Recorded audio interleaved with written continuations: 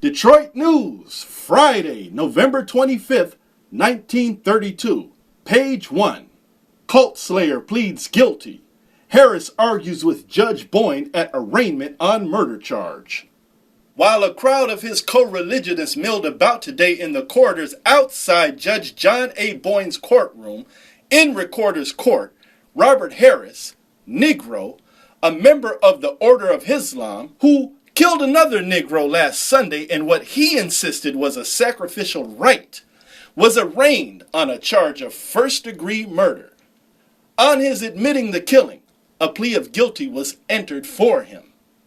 Inspector John I. Navarre, head of the homicide squad, said efforts would be made to have Harris arraigned on the state's information this afternoon before Judge John P. Scallen, who is expected to appoint a sanity commission at once to examine Harris. Harris's arraignment followed a prolonged debate between him and Judge Boyne as to who was king. When Harris, handcuffed to Detective Charles W. Snyder, was taken before Judge Boyne, he was wearing a much-frayed cap. He continued to keep the cap on when he stood before the court. A debate ensues. "Take off your cap," Judge Boyne ordered. Harris made no move to comply. "I am king here," he said. "Oh, no, you're not," said Judge Boyne. "I'm the king here." "No, sir. I'm the king here and everywhere," said the prisoner. The discussion was interrupted when a court officer removed the cap. "Did you kill James J. Smith?" Judge Boyne asked. "Yes, I did," said Harris, replacing the cap on his head. The cap was removed again by the court officer. "I did kill this man at 1429 Du Bois Street," Harris said. "Why did you kill him?" Judge Boyne asked. "It was crucifixion time," said Harris. "That's why I killed him." "What did you kill him with?" asked the court. "With the crucifixion," Harris said. "I said it like a lump, and it fell dead. He died because it's a dumb civilization, but I gave my children a break because I'm a lover of children. Well, I've got to go now." Starts to walk out.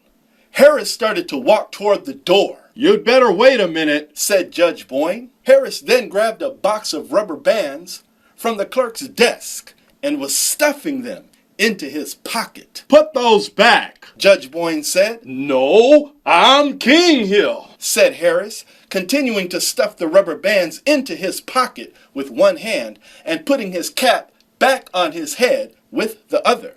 While one court officer recovered the rubber bands, another uncovered Harris's head. Harris was then taken to a cell. Other members of the society told police that the Order of Islam did not countenance sacrificial rites. They told police that Harris was demented and that the society was not responsible for his act. 500 men and women who claimed to be members of the Order of Islam, headed by leaders wearing red fezzes, invaded police headquarters Thursday as a protest against the detention of W.D. Farrard, leader of the society, and Ugan Ali, secretary. Demand release. Among the leaders of the march was Ali's wife, Lily, who demanded to see her husband and was told he was in the psychopathic ward of Receiving Hospital. She told detectives of the homicide squad she would lead a group of the cult members to the headquarters building or to the hospital every day until the leaders have been released. There was no violence or disturbance, the marchers breaking up quickly after their demands had been denied.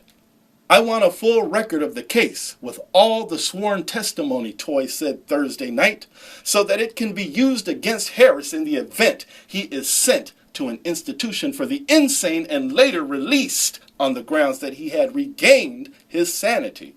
This will prevent any recurrence of such a case as that of Harry Wolfson."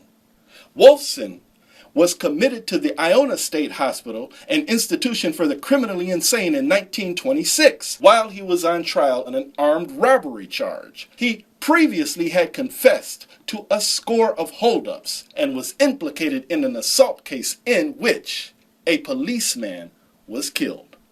Freed from hospital. Wolfson left the hospital last month when it was found that he was cured and able to go on trial.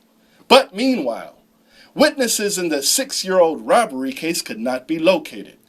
Even though they had been found, Toy said at the time it was unlikely that they could have identified Wolfson after so long of a time lapse. Wolfson was freed. Mr. Toy said that he believes the present laws bearing on the crimes of mental defectives are not adequate and that he intends to recommend changes at the next meeting of the state legislature. Henry Peel, Deputy Chief of Detectives, today directed Detective Lieutenant John Hoffman, head of the Special Investigation Squad, to make a daily check of the activities of the Order of Islam. Look! Ah, now we're getting somewhere. Step aside. P.5, oh,